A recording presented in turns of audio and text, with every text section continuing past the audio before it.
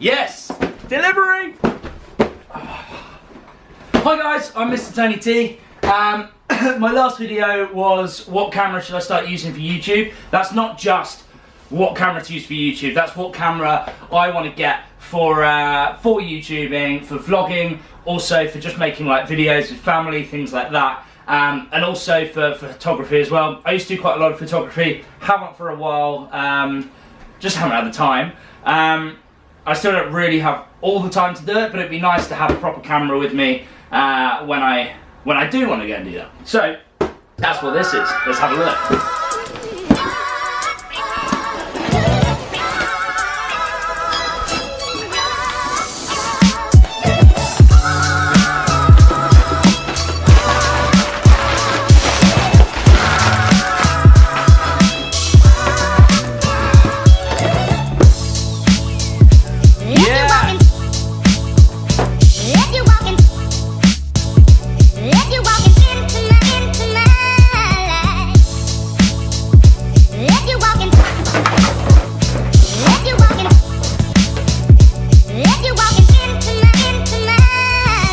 That is it.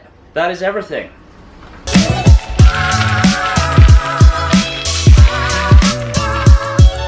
Yes. Look at that. Lovely.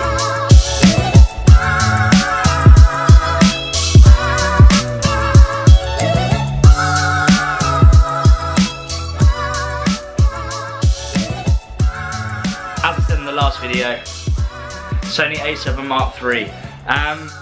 I've been playing around with getting a proper camera for a while and doing every bit of research possible. As with these things, they're never easy because there's so much choice out there. My previous video, I went through a few of those choices and, you know, umming and ahhing as to which one to get and why they're different really. So it was either really between this and a 6D Mark II Canon. And the reason why I've gone for this is one big factor, that the sheer size difference. This thing is, I mean, this lens is chunky, but this thing is pretty tiny considering it's a fully fledged camera. And yeah, it's sick. Look at it. Look at that tiny little thing, and what it can do is just phenomenal. So let me just double check my facts on this. Number one, the price. So I don't really want to go out there and spend, you know, 4 or 5 grand on a Canon 1DX Mark II body, then plus multiple thousands on the full frame lenses that you need for that camera as well. It gets so pricey, and I wouldn't be utilising that camera at all. I'm not going to utilise this camera's full features by any means, but this is £2,000, including a really decent little lens. I mean, this thing feels great. It's going to be great for video, good for just, you know, generally chucking on and going out and taking some pictures. 28 to 70, really good range on there. Nice and wide, right up to a bit telephoto. I am going to get some prime lenses and things like that as well for this. But as a kit, this is great. I mean, look, tiny little thing. Tiny little thing. And to be honest, that brings me on to the next point. So the 1DX Mark II, the body is like that big old thing. And if you're not, you know, a professional or going out into the world and up for lugging around these sort of big brick cameras, this thing's perfect. It does very near enough the same as what they can do. But look at that. The tiny little size. Tiny little thing. It's sick. It's so good. Really lightweight and compatible, but it's got a really nice pro solid feel to it as well. I'm reading off a piece of paper as usual, brain. Next, capabilities of this. So why would you go for a 1DX Mark II or equivalent of that sort of level of camera? The 4K capabilities and the slow motion capabilities and the pure liquid images that you can get out of that camera relatively easily. This isn't too far off. So it's got 4K capability, which at this price point is incredible. Only 30 frames per second, but you know, realistically, I'm probably not going to use 4K that much, if at all. But it's nice to have it there. It's future-proof. This also does 1080 at 120 frames per second. So That for me is a huge selling point. So this is where you can get those nice liquid panning slow motion movements like this. If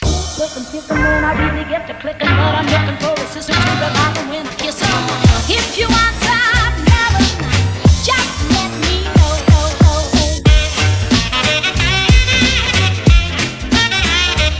Another point, weather sealed. So you can take this out, it can be a little bit drizzly and things like that. You don't have to worry about it too much, it's weather sealed. Yeah, it's just a great camera. I've been so excited to get my hands on one of these for ages, so I'm going to do a lot more with this. I'm probably going to do a few more actual reviews on this camera, but this is my sort of first thought straight out the box. Really, really solid, well-built camera with a lot of capabilities there as well. And I think this, as a lot of people are agreeing at the moment, if you want a camera that is, one, really good for photos, two, you can use it professionally, you can take wedding shots on this, you can do portraiture for people, you can go into offices and do headshots and get really, really vibrant, crisp pictures, you can do landscape photography on this.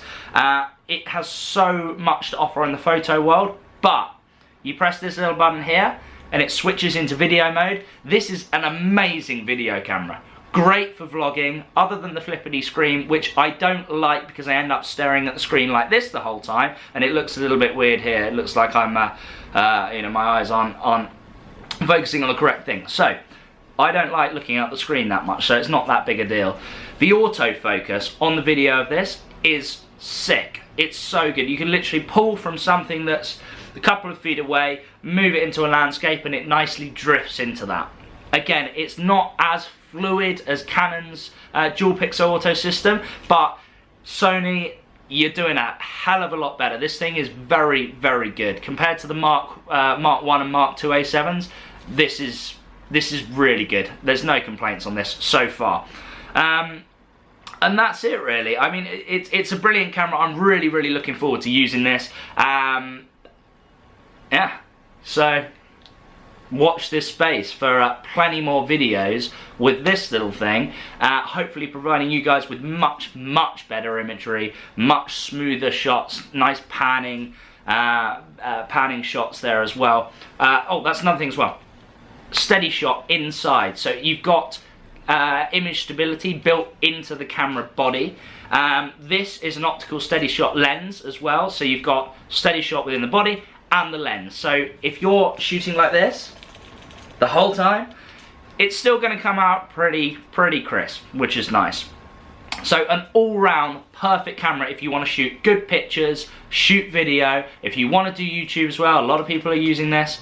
The battery is flashing on this G7X Mark II at the moment, so I might cut out, apologies. But I'm going to take this outside and just give it a bit of a real-world test initially. See how I get on. Anyway, wish me luck. See you later. Bye.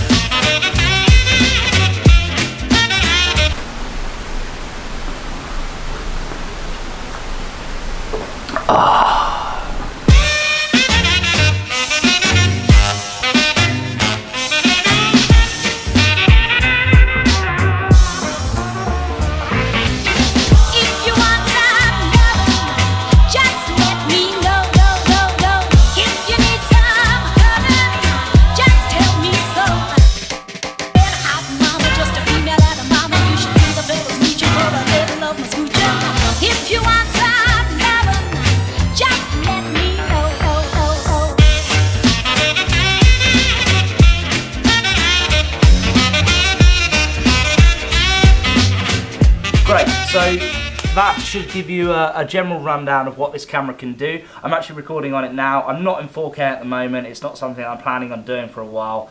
But yeah, so far, as you can see, like result-wise, it's so good. I haven't had a chance to really fiddle around with the settings, so I'm really basic with this camera, like properly beginner. But yeah, it's brilliant. I couldn't be happier. I think if you are looking at these sort of cameras and it's between any of the Canon lineup, unless you're going really high end, I don't think you can think twice. Just get the Sony. Honestly, get the Sony A7 MKIII. It's brilliant. It's just hands down brilliant. The menus aren't that difficult to get your head around if you've got a brain. The only downside is glass on these is expensive, but it is slowly coming down. I don't think it's going to be that long until it'll be the same as everyone else anyway. So that's it really. Yeah, hope you've enjoyed this video. It's a little insight into my new camera, why I got it.